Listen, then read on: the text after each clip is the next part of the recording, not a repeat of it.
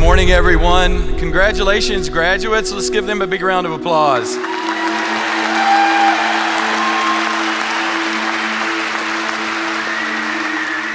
It's my pleasure today to provide an introduction to today's speaker, Ashraf Habibullah. Many students, when they graduate, sometimes they forget the commencement speaker. I don't think that will be the case today. Ashraf is a structural engineer and is president and CEO of Computers and Structures Incorporated, which he founded in 1975. Today, CSI is recognized globally as the pioneering leader in the development of software tools for structural and earthquake engineering. The software is used by thousands of engineering firms in over 160 countries for the design of landmark projects such as the Freedom Tower in New York City, the Burj Khalifa Tower in Dubai, and the Bird's Nest Stadium in Beijing. Today, the skyline of every major modern city in the world is defined by structures that have been designed using Ashraf's software. He has a passion for the arts and social causes. He is co-founder of the critically acclaimed Diablo Ballet and the founder of the Engineers Alliance for the Arts, an organization that involves school children with technology, focusing on the artistic aspects of bridge engineering. He regularly donates his money and time as a speaker to support humanitarian organizations, hospitals, and educational institutions worldwide. Ashraf has donated software to thousands of universities to ensure that the technology necessary to produce seismically sound structures reaches everyone. And Ashraf has also supported our students and labs here at Cal Poly. Ashraf has a deep personal interest in the study of human psychology and human behavior and how they can be leveraged to help people from all walks of life reach their maximum potential. Would you join me in welcoming Ashraf to the podium?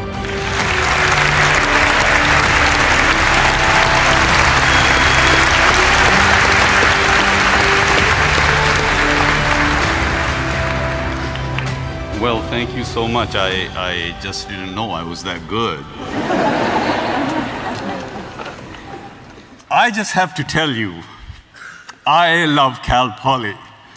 I mean, I have friends here that are students.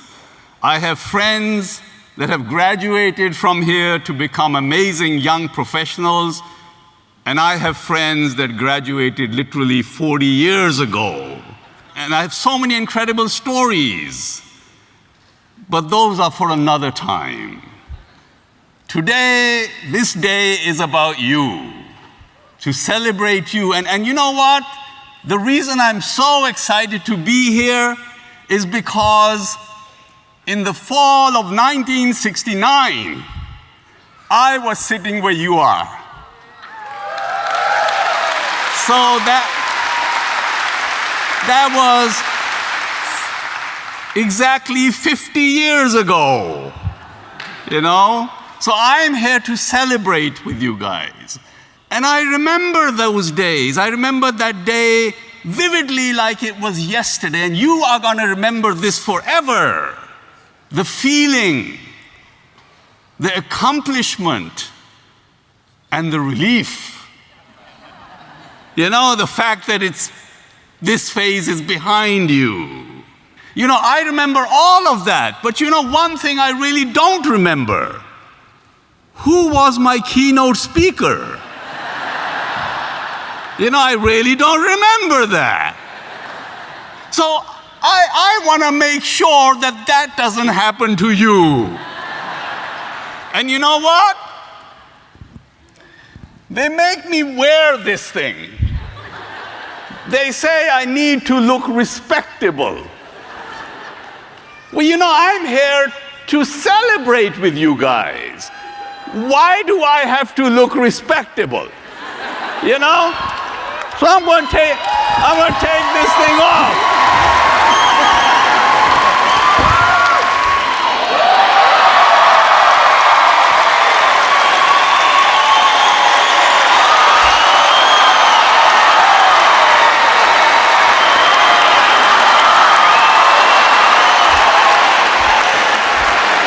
tell you a little bit about this jacket. You see, I think every keynote speaker needs to have a jacket like this. Because you know, when you come to a commencement and you wear a jacket like this, you can basically say anything you want to. Because nobody's listening. They focus on the jacket. And of course, you get invited everywhere, and they never forget you. Try taking this thing through security with them wires and them batteries. You know, they actually make me take it out of the bag and wear it. Can you imagine 500 people in line in Dubai? And here I am at the head of the line with my lights on. All kidding aside, you know, I came to America, this is also 50 years ago. December 8th, 1969 is when I landed in this incredible land from Pakistan. And I remember my dad taking me up to the plane, and there was a colonel in the army, so he could get into the plane. He sat me down on the chair, and he said, "Go make something of your life. Make a lot of friends. They will come in handy." And they did. Over the past 50 years, I have made friends everywhere. And they have done exactly what my father said. They molded my life. So today, I'm here to make new friends. All of you. I want a picture with every one of you.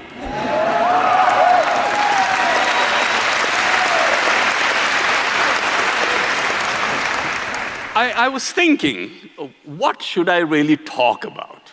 Then it occurred to me that students are usually broke. All 4 years they struggle for money. So I thought maybe that's a good topic, because I really want all of you to be rich. So I thought I'd start with that. There's a research report out there which says that only 15% of your financial success is based upon your technical knowledge or basically the stuff you learn in school. You know, you'll make a good living. But if you learn the other 85%, which they say is based upon what they call human engineering, you can raise your income 700%. So I thought maybe today we'd talk a little bit about human engineering, what it is.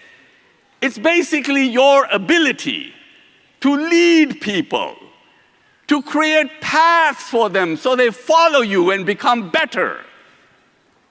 It's your ability to inspire them, to make them do things that maybe they never did before. And it's your ability to have influence over them so that they will do things for you that you want them to do without you even asking them to do it. How amazing is that? And when you learn about human psychology and human chemistry, you will learn something amazing. And that is that human beings are created for one and one only solitary reason. Well, there's actually two, but this is one of them. And that is that you are created for making the life of another human being better.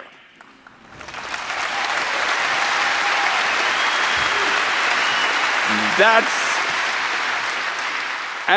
not religion. It's not something that I've cooked up. It's not voodoo. It's part of your human chemistry. That's the way you are built. It's the way your constitution is. That is the reason why when you do something nice for somebody, you actually feel amazing. Nature has created a reward system when you do the things that nature wants you to do, it rewards you with an amazing feeling. Have you ever thought, why would anybody like you? I mean, has it ever occurred to you? I mean, why would you like me? Because of my lighted jacket? Or my Madonna hat? How about them Madonna boots? No. People like you for only one reason, and you learn this, and it's best that you learn it when you're young. It will serve you well. People like you for only one reason, and that one solitary reason is how they feel about themselves when they are in your presence. That's what makes them like you.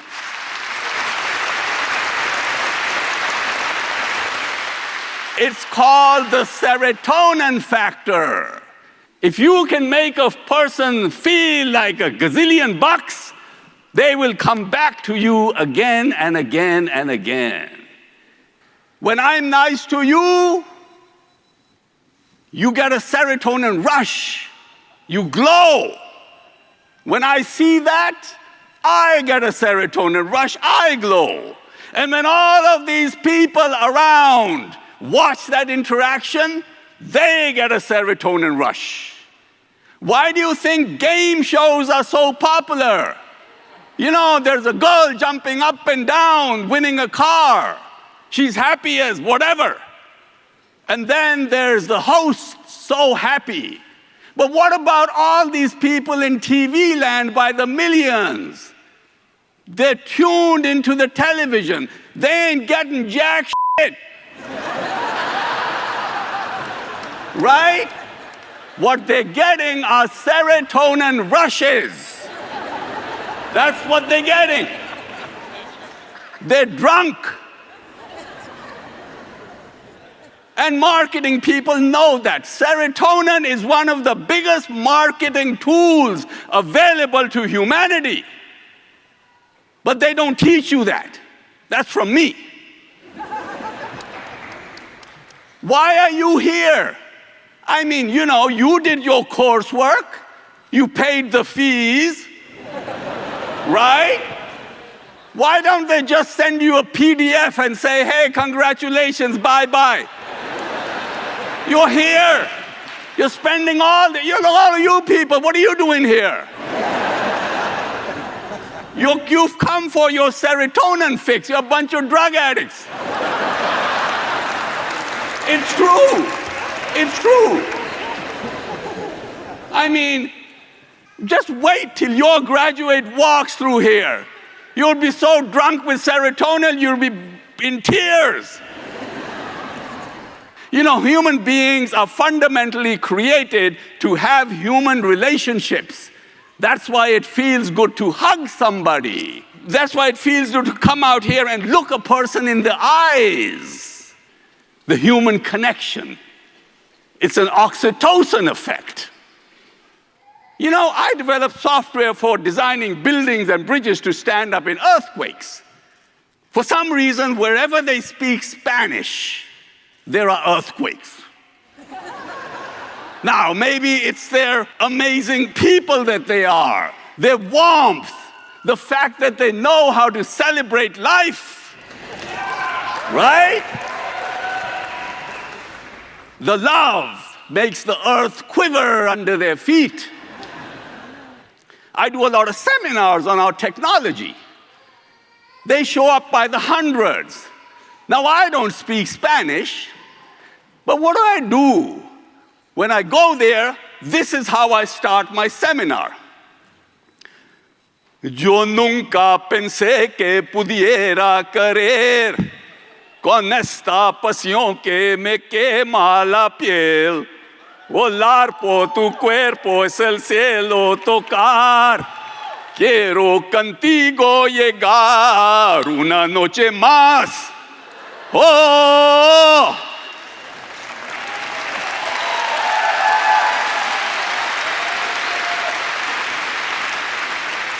Now, I haven't the foggiest idea what that means, because I don't speak Spanish. But what does it do to an audience that speaks Spanish? 2,000 of them. It connects you with them. It gives them an oxytocin rush, makes them feel amazing about themselves. And what does that do? That bonds them with you. From that point onward, you can do no wrong. So learn about human psychology and human chemistry. It'll serve you well. It'll make you rich. You know, when you have amazing instructors like you have at this university, they don't just teach you. Implicitly, they instill into you a willingness to learn. And that stays with you. Psychologists will tell you, you don't learn by being taught. You don't learn by being told. You learn by absorbing the environment that you are in. So even after you leave the university, all through your life, you are like this information sponge. You look at something and you want to learn it. The other thing that you learn, without even knowing it, is to be able to think logically. So you can figure out stuff for yourself. You know, one of the greatest things that I learned without even knowing it in college is my friends. Just by being around them, they taught me how to live out of my comfort zone. They made me shameless. Look at this. But it has served me well. So living out of your comfort zone is the most important things that you need to think about, because these are the most amazing times for you to graduate.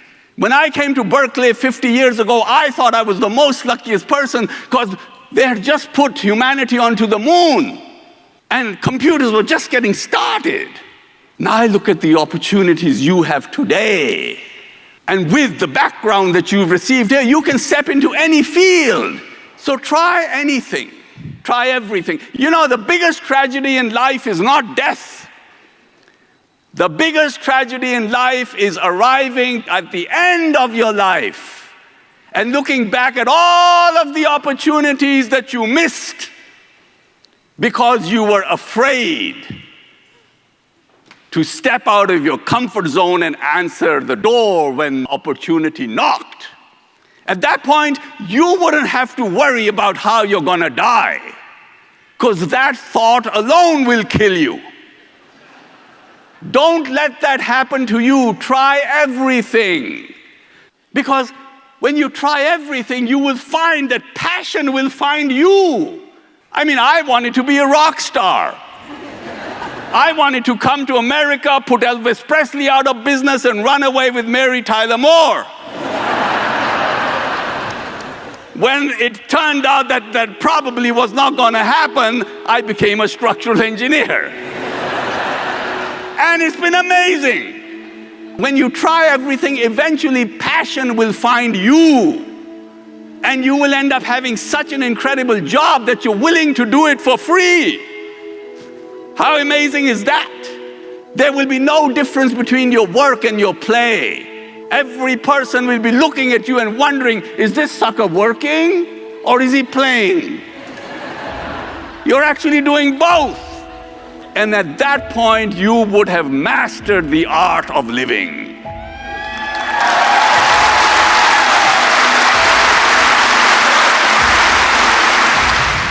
You are the people that are the future of this country. You are the ones that are going to create the next Uber app, $50 billion worth. My God, what is that? What is Uber? It's just a stupid app worth 50 billion. You can do that. Now, when you do that, the reason I want to be friends with you is I want to come to your launch party. The world is out there waiting for you.